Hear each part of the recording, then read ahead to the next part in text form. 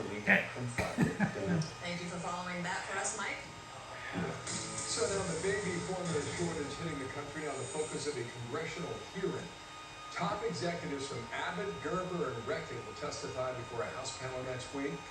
Meanwhile, Speaker Nancy Pelosi says that legal action could be the next step. When it comes to babies, it's the here and now. I think that when all of this is done, I think there might be a need for indictment. The I word, the House committee will also hear from top FDA officials on that case. To me, this is just the craziest thing. Standing in the warehouse here at Donna. Well, the pictures don't lie. Florida Congresswoman Kat Cammack backing up her allegation that the Biden administration is stockpiling baby formula at migrant border facilities as parents nationwide struggle to feed their babies. And Congresswoman Cammack, she joins us live. It was pretty shocking when they basically just said that you're lying, and you said, well, let me just prove myself. I'll let you do that here as well. Well, thanks for having me on, Dana and Bill. And yeah, if they're going to give me 4 Pinocchios and send the White House after me, calling me and my colleagues a liar for calling them out on a baby formula crisis of their own creation, I was going to set the record straight. So I flew down to the border myself over the weekend and videotaped what I saw was baby formula, diapers, wipes, not 1, not 2, but 3 warehouses full of these supplies that they've been stockpiling for months. And this is all, of course, in response to the ongoing border crisis, but of course, they are in preparation for when Title 42 goes away. And, we just heard that clip of Nancy Pelosi talking about possible indictments. Well, I hope she's going to go after Biden's FDA, so she's going to be going after members of her own party if she's looking for accountability in this. Well, some have responded to you, and Senator Mayorkas is one of them. I know you've heard this clip before, but for our audience, let's listen to that now. Okay. Oh, sorry, it's a full screen. Apologize. Here it is, quote, "We are taking care of the basic needs of people in our custody. We are taking care of the basic needs of babies, and that includes baby formula. The connection between honoring our humanitarian and legal obligation to those babies and the supply issue in the interior of the United States is false and repugnant." What do you say to that? I have had the opportunity to question Secretary Mayorkas 4 times now, and each time he has something derogatory to say towards me, including being disrespectful, rude, and now saying that my exposing their crisis is repugnant. No one is saying that we aren't going to take care of children in U.S. custody. What we are saying is that these children are here because Biden has created this crisis and invited them here. And we have been very clear from the beginning that even if we were to redistribute all of the formula that has been stockpiled at the border, it wouldn't even scratch the surface with the magnitude of what we are facing in terms of a shortfall around America. When you shut down the nation's largest manufacturer of baby formula, 43% to be exact, and you have no plan in place to backfill that marketplace share, you are responsible for this. And the fact that Pete Buttigieg and the White House has said that they had a plan in place from day one, that's a lie.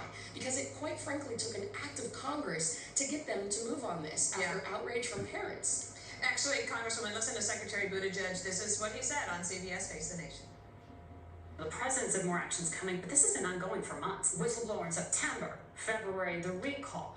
It's May. Why has it taken so long? The administration acted from day one after the recall, taking steps like creating more flexibility for the WIC program. There are more actions that are underway, including looking at imports. This is just demonstrably untrue. And I mean, you're relatively new to Congress and to Washington. Just describe for us your reaction to the stunning amount of incompetence on this very important issue. Dana, you said it best. It's incompetence. I cannot believe that these secretaries, these officials are willing to go out so far on a ledge and just lie outright. There has been no plan in place, and if they had a plan, clearly it wasn't working. When you have a whistleblower who comes forward and says that there could be a problem and it gets investigated, and then it does come out during the investigation that there was no connection between what was found in the Abbott plant and the tragic deaths of those 2 infants, that was back in March. Why weren't they back up and running in March? Why was there no communication between Abbott and the FDA? These are questions that need to be answered. So either So they're to that peddling point, a Congresswoman- political agenda. I'm sorry, just to interrupt here. Yeah. So to that point, Speaker Pelosi has suggested that there should be an indictment. But who is she going to indict? Exactly.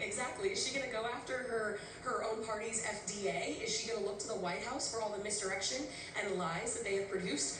You can rest assured that Republicans are gonna get to the bottom of this, because if there's one thing that we know, it's that you don't mess with moms and dads. You do not mess with mama bears. And like I said, our whole point in exposing the stockpiles at the border is to highlight this administration's America Last policies. That is what we are looking for: truth, transparency, and looking to make sure that American moms and dads aren't panicking trying to feed their kids. This FDA has acted in a shameful manner, and they need to be held accountable. And I look forward to Speaker Pelosi doing just that. Last point here, it is May 18th on the calendar, 5 days away from May 23rd, which is when Title 42 expires, and by all Yes. accounts, it's going to early next week. And we've got some drone video here that we've been showing our viewers for the past several days. This is the tent city that we're looking at here in a moment. The white tent on the ground near Eagle Pass, Texas. I believe you were in McAllen, which is clearly not Eagle Pass. But Mayorkas said they have effectively managed Title 42.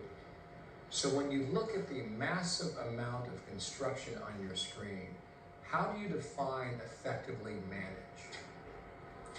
You know, Bill, I asked Secretary Mayorkas about a month ago in a Homeland Security hearing if he believed in following the laws of the United States. He said he did, which again is a lie, because he believes in letting anyone and everyone come across the border. In fact, just last week, Democrats voted to accept arrest warrant paperwork as proof of ID for illegals coming across the border. Listen, what's happening at the border, it is a humanitarian crisis, it's a national security crisis, it's a public health crisis. And the Title 42 going away means we will see 18,000 a day coming across our border. That's an invasion. Keep in mind we lose operational control at 3,000 apprehensions a day. This is a crisis of epic proportions. And a lot of these folks, they are really just being used as pawns in this game that the administration is playing. And it's putting Americans here at home in danger. We have got to secure our border immediately.